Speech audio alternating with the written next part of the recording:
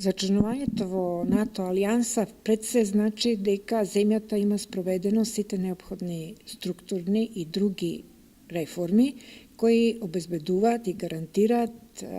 функционален слободен пазар. Што значи дека со членување во НАТО се гарантира освен политичката безбедност и економска во смисла на водење на бизнисите. Да е тоа така, покажува практика на земјите од нашиот регион, Романија, Бугарија, Словенија, Балтичките земји кои со влегување, Унгарија, со влегување во НАТО имат привлечено странски инвестиции во нивните земји. Во нашиот случај, кога ние не сме членка на НАТО, оно што нас како економија би не интересирало и што би ни бил приоритет, а тоа е да можеме да учествуваме во јавните набавки на НАТО. Неодамна Стопанска комора беше домакин на еден семинар во организација со НАМСА, значи со организација која се бави со јавните набавки на НАТО, со седиште во Луксембург, каде ни беше прикажана таа процедура како тече за јавните набавки, но исто така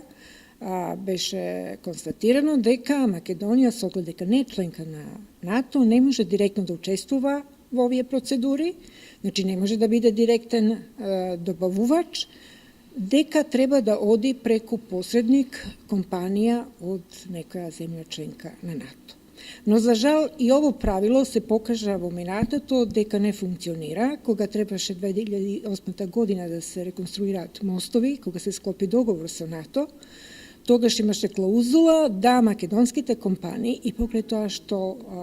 некој има капацитет за таа работа, мора да одат преко компанија од Турција. Наспроти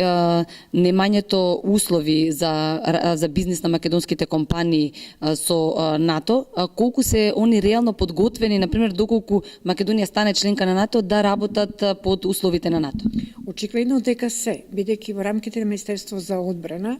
веќе постои една листа на компании кои пријавиле своите капацитети и интерес за соработка со НАТО, они добиваат дури и некој си код,